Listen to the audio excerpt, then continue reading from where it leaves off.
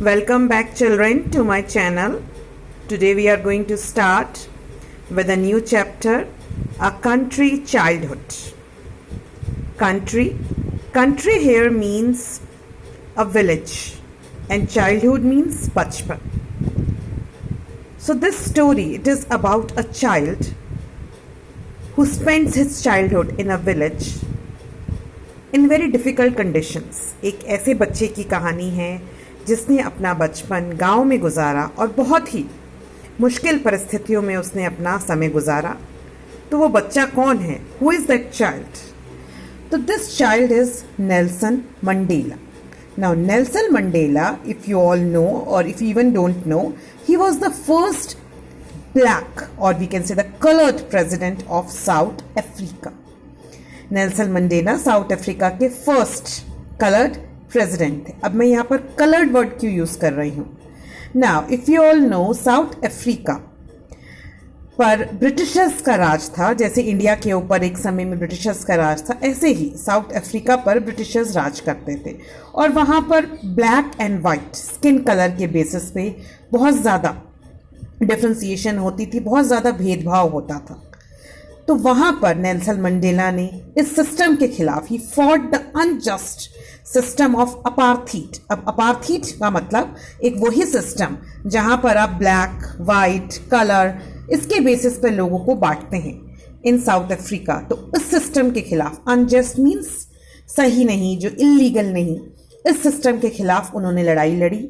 And after a long struggle the original inhabitants won the right to rule themselves.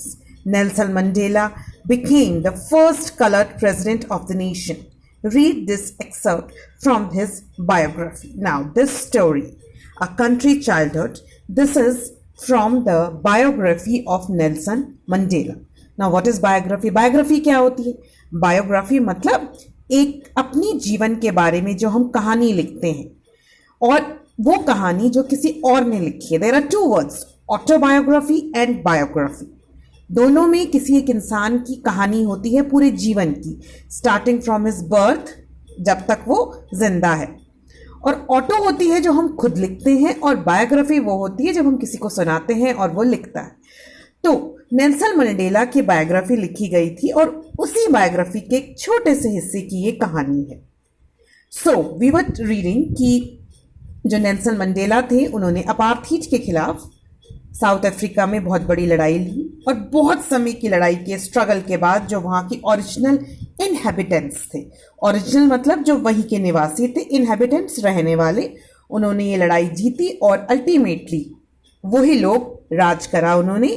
और जिसमें से कि Nelson Mandela थे वो जो फर्स्ट कलर्ड प्रेसिडेंट बने. So now let us start. ये कहानी हमारे उनके बचपन से स्टार्ट हो रही है कि कैसे वो गाँव में उन्होंने अपना चाइल्डहुड बिताया. My mother, अब my मतलब यहाँ पर नेल्सन मंडेला.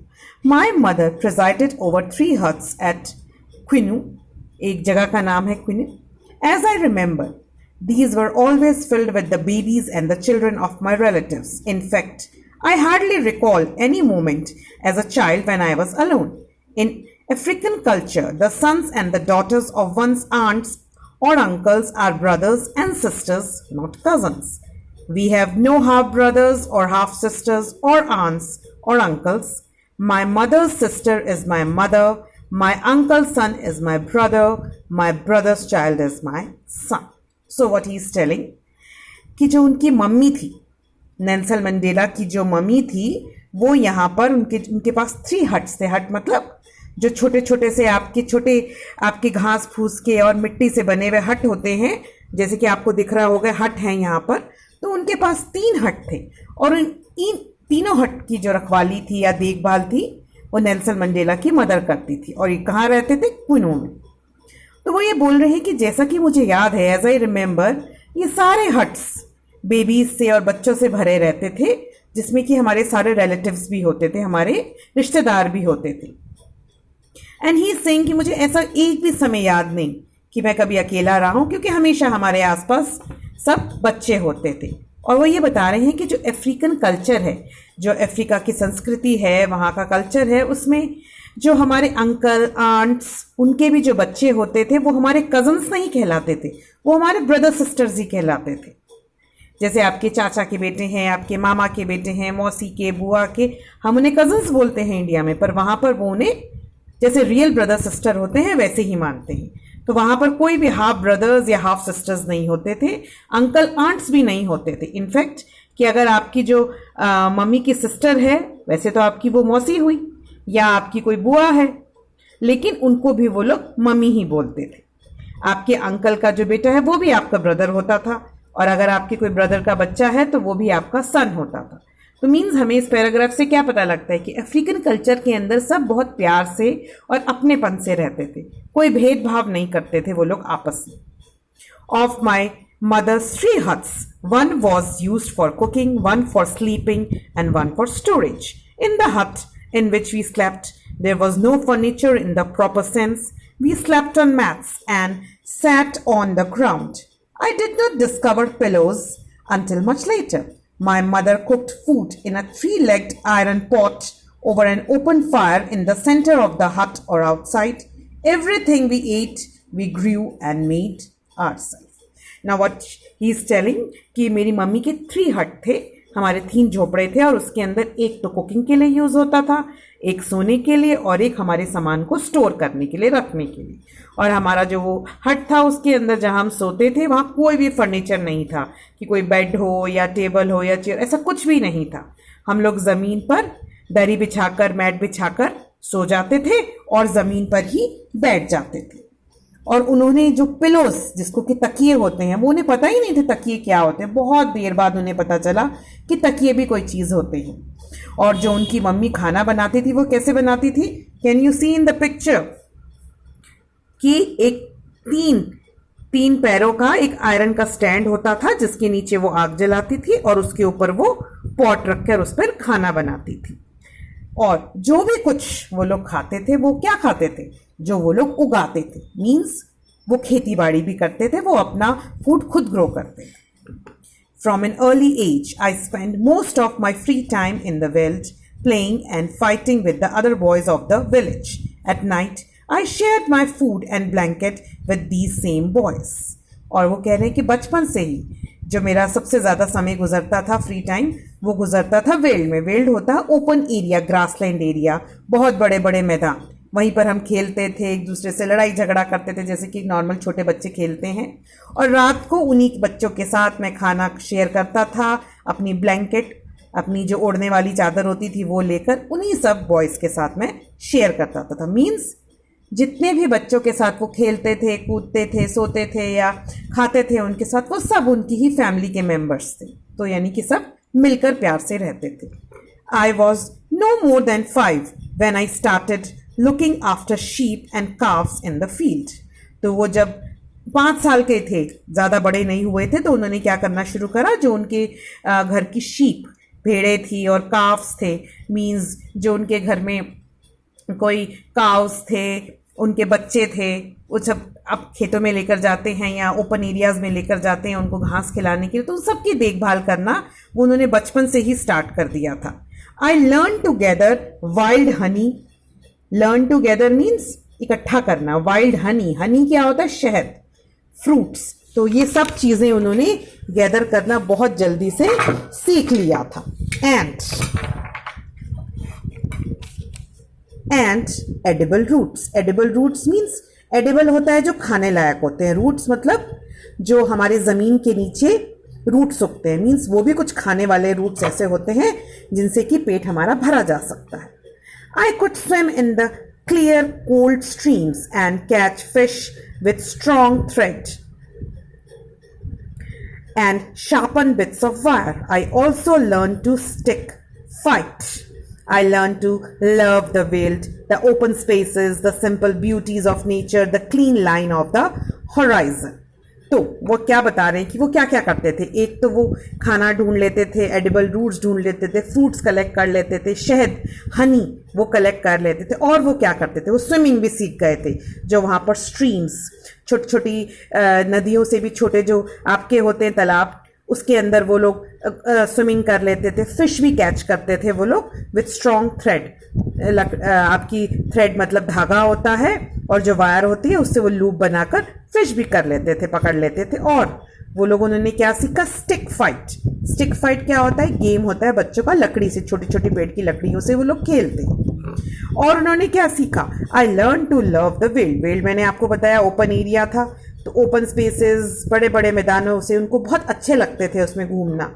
और simple beauties of nature. Nature मतलब जो हमारी प्रकृति ने, जो हमारे नेचर, आपकी घास फूस, आपके पेड़, आपके फ्लावर्स, बटरफ्लाइज, एनिमल्स, उन सबको देखना उनको बहुत पसंद था। The clean line of the horizon. Horizon होता है जहां पर अगर आप एक मैदान में खड़े हो और आप दूर से देखेंगे तो आपको ऐसा लगेगा कि दूर से लैंड और स्काई आपस में मिल रहे हैं, तो उस जगह को हम होराइजन बोलते हैं। तो उनको वो होराइजन देखना बड़ा ही अच्छा लगता था।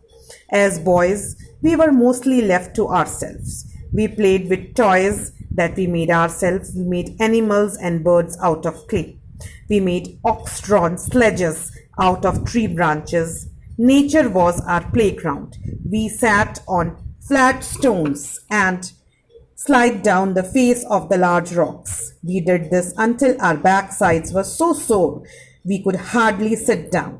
I learned to ride atop calves. After being thrown to the ground several times, one got the hang of it. Now what he's telling. अब ये further अपना बता रहे हैं कि हम जब छोटे बच्चे थे तो हम क्या क्या करते थे। तो as boys we were mostly left to ourselves. Left to ourselves मतलब हमें कोई ऐसे परेशान नहीं करता था, हम आपस में ही सब एक दूसरे के साथ मिलजुल कर खेल लेते थे। और हम कौन से टॉयज से खेलते थे? जो हम खुद से टॉयज बनाते थे। और कौन से टॉयज बनाते थे? क्ले से। आप सबने भी बचपन में क्ले से खेला होगा। तो मिट्टी होती है, उसका क्ले बन जाता है और उससे वो लोग फिर डिफरेंट एनिमल्स और बर्ड्स बनाते थे। We made ox drawn sledges out of tree branches.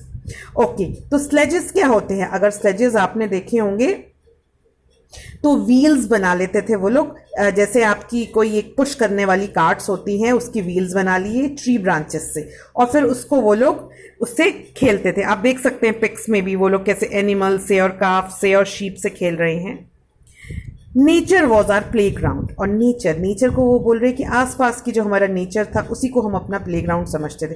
कोई स्पेशल गेम्स या स्पेशल हमारे पास कोई चीज़ें नहीं थी जिससे हम खेलते थे। हम लोग पत्थर पे बैठ जाते थे, और या फिर क्या करते थे, कोई पहाड़ होता था तो पहाड़ के ऊपर से, छोटी छोटी पहाड़ियाँ होती थी या रॉक्स होती थी, उसके ऊपर से स्लाइड डाउन करते थे। आजकल तो आपके पास बहुत सारे झूले होते हैं, स्लाइड्स होते हैं, मैरी गो राउंड होते हैं, सीसॉज होते हैं, पर उनके पास ये कुछ भी नहीं था। मिट्टी के खिलौने बनाए उन्होंने, स्लेजेस बना लिए लकड़ी से, तो इसी तरह से वो खेलते थे।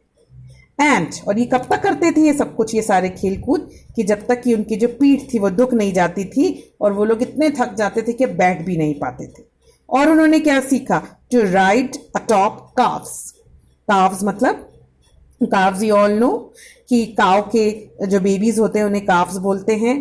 काव्स के, बुल्स के, ऑक्सेस के तो वो लोग जो उन्हें लेकर जाते थे घास खिलाने के लिए या उनकी जो देखभाल करते थे, उन्हीं के ऊपर वो लोग राइडिंग भी करते थे। और क्या होता था, कितनी बारी उनको वो गिर भी जाते थे उससे, लेकिन उसके बाद धीरे धीरे वो उठते और फिर बैठ जाते। One got the hang of it. Hang of it means अब एक बार गिरे, आप फिर से बैठ गए, आप फिर से गिरे, आप फिर से बैठ गए। तो अगेन एंड अगेन आप ट्राई करते रहे और धीरे धीरे आपको उसकी आदत भी हो जाती और आप सीख भी जाते हैं। सो ये तो उनका बचपन में वो क्या करते थे। अब now what happens later on, when Nelson Mandela grew up, he became the leader of the African people. He was a loving man who made friends wherever he went. His one-time assistant Jesse Durant relates these incidents about him. तो अब जब बचपन का तो उन्होंने अभी यहाँ पर और नहीं बताया, इसके बाद जब वो बड़े हो गए तो वो अफ्रीका के बहुत बड़े लीडर बन गए और वो बहुत ही एक लविंग मैन थे, सबका देखभाल करते थे और सबसे प्यार से मिलते थे, सबसे फ्रेंड्स बनाते थे। और उनका एक टाइम असिस्टेंट था, उनका एक जो दोस्त था, उनका मददगार था जो उनकी मदद भी करता था, जेसी ड्यूरेंट। तो वो कुछ उनके बारे में जो किस्से हैं वो बता रहे हैं। He always made his own bed. No man where we traveled. I remember we were once in China in a luxury hotel and I said to him, please don't make your own bed because it's against Chinese hospitality. He said, call the ladies who clean the room. When they came, he explained to them that he always made his own bed. They should not feel insulted. He didn't ever want to hurt people's feelings. So, एक किस्सा वो क्या बता रहे हैं उनके बारे में कि एक बार वो चाइना गए, चाइना इज़ अ कंट्री, और वहाँ एक बहुत ही अच्छे शानदार होटल में रहने गए। तो अब जब वो होटल में रहने गए तो वहाँ पर क्या होता है कि वहाँ की जो देखभाल करते हैं, कमरे की जो सफाई करते हैं, वही उनका बेड बनाते हैं, उनकी सब सफाई करते हैं। लेकिन नेल्सन मंडेला को अपना बेड खुद से बनाने की आदत थी शुरू से, तो वो अपना बेड बनाने लगे। तो तब ये जो इनके असिस्टेंट जैसी ड्यूरेंट थे, उन्होंने बोला कि प्लीज़ आप ऐसा मत करिए, क्योंकि यहाँ पर ऐसा बुरा माना जाता है कि कोई अगर मेहमान अपना काम करता है, ये चाइनीज़ हॉस्पिटैलिटी के खिलाफ है। हॉस्पिटैलिटी मतलब जब हम किसी के साथ, जो हमारा कोई गेस्ट होता है, उसके साथ हम अच्छा व्यवहार करते हैं, उसकी देखभाल करते हैं, तो वहाँ चाइना में ऐसा माना जाता है कि जो गेस्ट आया उसकी देखभाल वो लोग अच्छे से करेंगे, जो होस्ट है वही करेगा। तो उन्होंने बोला कि आप प्लीज़ ऐसा मत करिए, नहीं तो वो बुरा मान जाएंगे। तब नेल्सन मंडेला ने क्या कहा कि आप उनको बुलाइए जो कमरा साफ करती हैं, जो लेडीज़, मैं उनको समझाऊंगा। तो जब वो लेडीज़ कमरे में आई तो उन्होंने उनको समझाया कि प्लीज़ आप लोग ऐसा मत सोचिए कि मैं आपकी इंसल्ट कर रहा हूँ या आपके लिए कुछ बुरा कर रहा हूँ, लेकिन मुझे शुरू से ही अपना बेड बनाने की आदत है, तो प्लीज़ ये काम मैं खुद से ही करूँगा। He didn't ever want to hurt people's feelings. So इससे क्या पता लगता है कि वो कभी भी किसी की जो फीलिंग्स थी उसको कभी भी हर्ट नहीं करना चाहते थे। अगेन एक और इंसिडेंट है हमारा। Here is an incident told by Richard Stengel, who worked with Mandela on his autobiography. It happened on an aeroplane trip in Natal in South Africa. तो एक और थे पर्सन, रिचर्ड स्टेंगल, वो जब इनकी biography बन रही थी तो उसके ऊपर उन्होंने उनके साथ काम किया था। तो वो एक किस्सा बता रहे हैं कि हम लोग क्या हुआ, एक ट्रिप पर कहाँ जा रहे थे नेल्सन मंडेला, नटाल इन साउथ अफ्रीका। नटाल एक जगह है, तो एरोप्लेन से वो लोग जा रहे थे। So what happened, as soon as Mandela boarded the aeroplane, he picked up a newspaper and read everything in it. I was sitting right across him and he pointed out the window. So, ये aeroplane में थे और ये newspaper पढ़ रहे थे Nelson Mandela. Boarded का मतलब होता है जब हम प्लेन में बैठ गए। तो जब नेल्सन मंडेला प्लेन में बैठ गए, उन्होंने न्यूज़पेपर उठाया और वो पढ़ने लगे। और जो ये इनके फ्रेंड थे ये भी इनके साथ बैठे थे, और इन्होंने विंडो से देखकर कहा कि I saw to my horror that the propeller had stopped working. He said calmly, Richard, would you like to inform the pilot that the propeller isn't working? I walked to the front of the plane and found that the pilot was well aware of it. He asked me to go back to my seat and sit down. They had called the airport and the ambulances were there. I went back and told Mandela that. He just listened and said, yes. So now what happened? जो इनके साथ इनके friend George जा रहे थे, उन्होंने खिड़की से बाहर देखा एरोप्लेन के और उन्होंने कहा, I saw to my horror. Horror मतलब जब हम डर जाते हैं कि oh my God, जो प्लेन का एक प्रोपेलर था। प्रोपेलर वो होता है जिससे कि प्लेन चलता है, जब वो हवा में उड़ने वाला होता है तो उसके जो आपने देखा होगा आगे की तरफ स्मॉल फैन टाइप लगे होते हैं इसमें। तो जो वो प्रोपेलर था उसने काम करना, एक प्रोपेलर ने काम करना बंद कर दिया था, तो इससे तो एरोप्लेन को जाने में दिक्कत होती। तो रिचर्ड था, उसको नेल्सन मंडेला भी देख चुके थे, तो उन्होंने रिचर्ड को बोला कामली मतलब शांत भाव से, वो बिल्कुल डरे नहीं, कि रिचर्ड क्या तुम जाकर पायलट को बताओगे कि जो प्रोपेलर है वो काम नहीं कर रहा है। तो रिचर्ड उठकर गए प्लेन के आगे और पायलट को जाकर बोला, और उनको पता चला कि पायलट को भी ये पता था कि जो प्रोपेलर है वो काम नहीं कर रहा है। वेल अवेयर ऑफ इट मतलब उसको पता था, पायलट को भी पता था कि अरे हाँ, हमारा एक प्रोपेलर काम नहीं कर रहा। तो पायलट ने रिचर्ड को बोला कि आप जाकर सीट पर बैठिए, और हमने एयरपोर्ट पर कॉल कर दिया है और एम्बुलेंस आती ही होंगी। एम्बुलेंसेस क्यों? कि अगर गलती से कुछ हैपनिंग हो जाए, मिस हैपनिंग हो जाए कुछ प्लेन के अंदर, तो एम्बुलेंसेस आकर इनको बचाकर ले जाए। तो वो रिचर्ड वापस आ गए और उन्होंने मंडेला को बताया कि पायलट को तो पहले से ही पता है और एम्बुलेंसेस आ रही हैं। तो नेल्सन मंडेला ने क्या कहा, yes. The plane landed without any trouble. Nelson remained calm throughout the trip. He never changed his expression. As we came out of the airport, he said, I was really scared up there. Then I realized that this is what courage is all about. So, उन्होंने क्या कहा? अब जो Nelson Mandela थे, जब उन्हें पता लग गया था कि अब प्लेन वापस मुड़ रहा है, प्लेन जो था वो वापस मुड़ा और वो बिना किसी प्रॉब्लम के लैंड कर गया, क्योंकि रास्ते में पता लग गया था कि प्रोपेलर चल नहीं रहे। तो पायलट ने प्लेन मोड़ा और वो वापस जाकर एयरपोर्ट पे ले आए और अच्छे से प्लेन वापस उतर गया और किसी को भी चोट नहीं लगी। लेकिन रिचर्ड क्या बता रहे हैं कि नेल्सन मंडेला पूरे ट्रिप के दौरान बिल्कुल भी चिंतित नहीं थे, बिल्कुल भी उनका जो एक्सप्रेशन था उससे ये पता नहीं लग रहा था कि हम कितने बड़े डेंजर में, कि हो सकता है जो हमारा प्लेन है वो क्रैश भी हो जाए, लेकिन वो बिल्कुल भी चिंता में नहीं थे। तो जब एयरपोर्ट से हम लोग बाहर आए तो तब नेल्सन मंडेला ने क्या कहा कि I was really scared up there, कि तो उन्होंने बोला कि स्केयर तो थे, लेकिन ये भी रियलाइज होता है कि स्केयर तो होना है, लेकिन हमें किसी को दिखाना नहीं है कि हम स्केयर्ड हैं। I realise that this is what courage is all about. Courage मतलब हिम्मत, और स्केयर का मतलब होता है डरना। Courage is not about not being scared, courage is being terrified and not showing it. Okay, so there are many times courage word used here. So in the simple words, simple में क्या बताया गया है यहाँ पर कि courage मतलब हिम्मत। जो हिम्मत होती है उसका मतलब ये नहीं कि हम डरे नहीं। करेज का मतलब होता है कि हम डर तो रहे हैं, लेकिन हम किसी को ये दिखा नहीं रहे हैं कि हम डर रहे हैं, क्योंकि अगर हम ये सबको दिखाएंगे कि हम डर रहे हैं तो और लोग भी डरेंगे, इससे प्रॉब्लम हमारी बढ़ जाएगी। तो कैसे डर होते हुए भी हम डर ना दिखाएं, यही उन्होंने बताया कि नेल्सन मंडेला की एक खूबी थी। I got courage by looking at him because he was pretending not to be scared, and that's what he did his whole life. That is what made him so great. So, जो Richard है वो क्या बता रहे हैं कि मैं, क्योंकि प्लेन के अंदर वो बिल्कुल डरे नहीं, तो उनको देखकर मैं भी नहीं डरा, और हमारा जो सफ़र था वो आराम से हो गया, और हमारा प्लेन बिना किसी डेंजर के उतर गया। जो नेल्सन मंडेला है उन्होंने पूरी लाइफ अपना यही करा कि परेशानियां आई, मुश्किलें आई, वो उनसे डरे तो सही पर किसी को उन्होंने दिखाया नहीं, और दैट इज वाई वो इतने बड़े महान इंसान बने। Nelson Mandela was awarded the Nobel peace prize in 1993। He passed away at his home in Johannesburg in December 2013।